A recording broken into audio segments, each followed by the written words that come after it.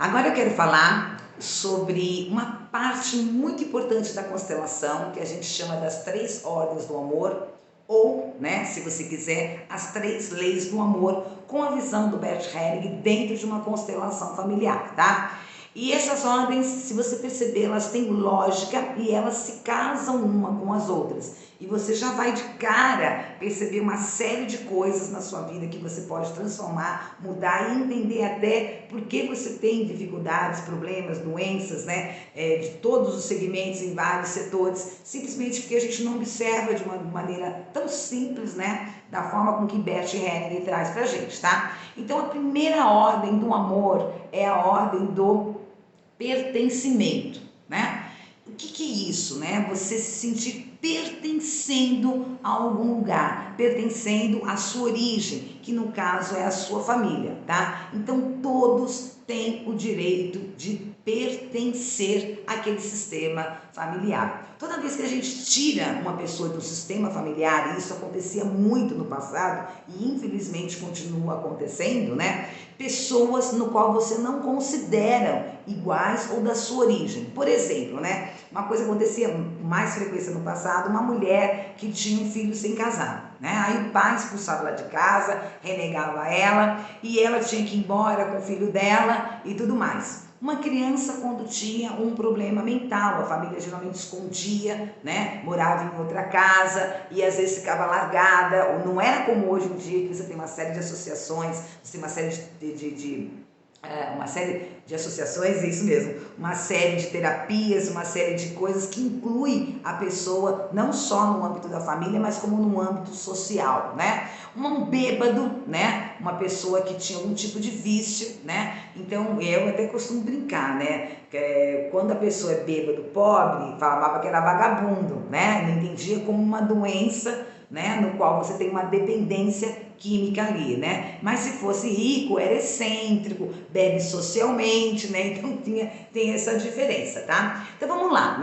Aquela mulher que teve um filho, que não era casada, ela foi tirada da família, Ela tem o lugar dela de origem, Independente de você aceitar ou não, teu pai aceitar ou não, teus avós aceitarem ou não, o lugar dela pertence a ela, somente a ela. Então imagina a constelação como uma árvore, tá? Se você não pertence à raiz, que seria no caso teu pai, tua mãe, teus avós, teus bisavós, como que você vai ter força para crescer, Toda vez que você nega a tua origem, toda vez que você julga pai e mãe, toda vez que você acha que seus pais são menos que você, independente se você foi adotado ou não, sendo filho natural, você sempre está diminuindo, enfraquecendo você próprio através de não reconhecer a sua própria origem, tá? Eu entendo que tem casos que são muito difíceis, Pai e mãe que são terríveis, pais e mães que machucam filhos, Pais muitas vezes que abusam das filhas, tem casos que são muito complicados.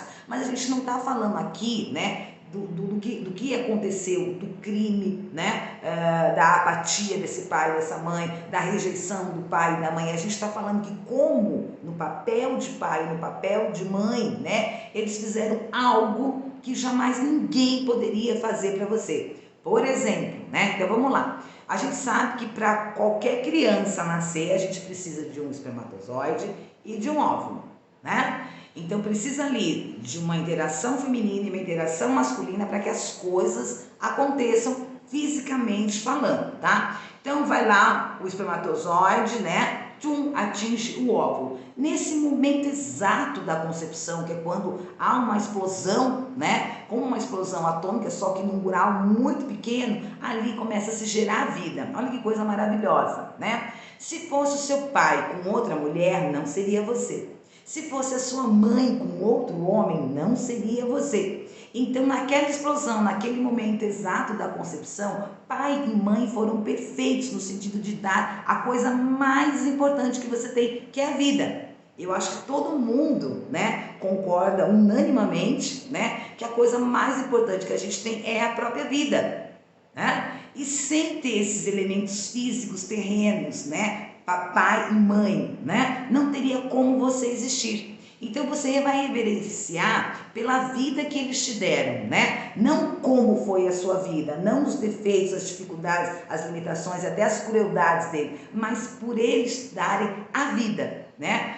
Essa grande oportunidade de estar encarnado aqui na Terra, vivendo essa experiência, né? Dentro de uma realidade tridimensional, onde você pode aprender e viver em promiscuidade, no sentido de variedade, com uma série de posturas, pessoas, setores, lições, no qual você vai crescer espiritualmente, se desenvolver terrenamente falando, né, fisicamente, emocionalmente, intelectualmente e também espiritualmente. Então, quando a gente entende e valoriza, né, esse papel de pai e mãe, de estar ali concebendo e te dando essa vida, a gente não está entrando no campo, né, da divindade, né, de quem dá a vida é Deus, a gente está falando terrenamente falando, né? É importantíssimo, né? Então, quando a gente entende que a gente pertence a esse sistema, independente do teu julgamento, se é bom ou ruim, se é legal ou não, você está trabalhando para fortificar ali a tua raiz e fortificar também os seus frutos, as suas flores, né? E tudo quanto você vai crescer na sua vida, tá? E toda vez que a gente, né, despreza alguém da família, diminui ou julga alguém da família, corre um grande risco,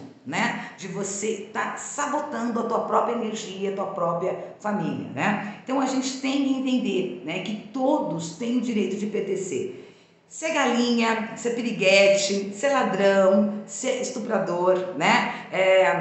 Se é legal, se é uma intelectual, se não é, não interessa. A gente não está falando, né, da conduta da pessoa, não estamos falando do caráter da pessoa, mas estamos falando que ele é o meu primo, ela é minha irmã, ele é o meu pai, ele é o meu filho, entendeu? E pronto. Dar-se esse pertencimento é extremamente importante, tá? Deixa eu voltando lá na história daquela mulher que teve um filho e saiu da família, né? Então, imagina essa árvore, né? E um pedaço dessa árvore faltando.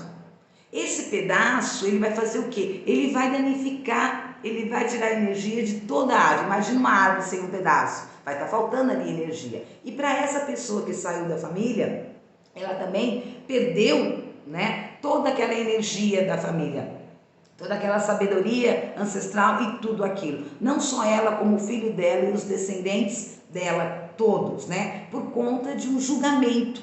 E a gente tem que entender que esse julgamento, muitas vezes, ocorre por vários motivos. Primeiro, né? A gente aprende com os pais e muitas vezes repete as coisas boas e as coisas ruins dos nossos filhos, né? Muitas vezes a gente esquece das culturas, que tem países, povos que têm culturas diferentes. E também a época, né? Conforme a época que você vai vivendo, as coisas vão mudando. E quando a gente não tem esse entendimento, a gente julga, a gente culpa, a gente amaldiçoa e a gente esquece do principal, é tentar entender o outro lado, não para perdoar o outro lado, mas para se auto-melhorar em todos os níveis e sentidos. Então, independente, né, do que as pessoas fazem, independente do que elas são, elas têm o direito de pertencer à origem delas, né? Independente do que você acha, independente do que te fez, o lugar delas é delas, elas pertencem a essa família, a essa origem, né? E muitas vezes a gente esquece, né, que a gente pensa, né, que a gente é a ovelha negra da família, que só a gente tem esse jeitão, mas quando a gente vai conhecer mais a fundo a nossa árvore genealógica, né, muitas vezes até parentes que ninguém fala, por exemplo, o caso dessa mulher aí que foi retirada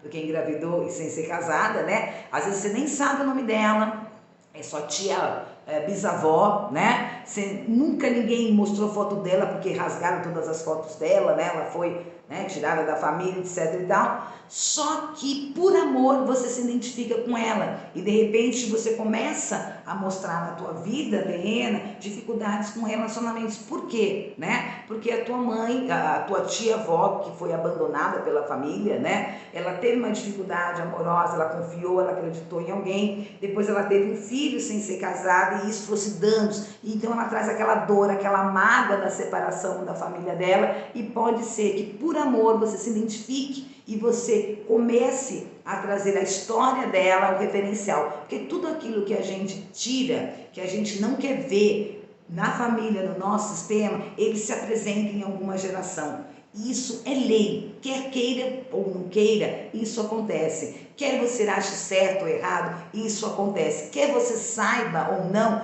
isso acontece. Então, quanto antes você tiver essa informação, né, e você poder utilizar ela para o bem, melhor para você, tá? Então, tudo aquilo que a gente faz vista grossa, que a gente despreza, que a gente diminui, que a gente julga, ele sempre vai se apresentar em alguma geração, de alguma forma, para que a família olhe para aquilo, para que a família entenda, harmoniza e resolva, né? Você já deve ter ouvido falar, né? Muitas vezes a gente fala assim, ah lá, fulana de tal pagou a língua, né? Vivia falando da filha de fulano, vivia falando do filho de Beltrano, no fim o filho dela é assim, não tem isso? E é isso mesmo que acontece, tá? Então todos têm o direito de pertencer.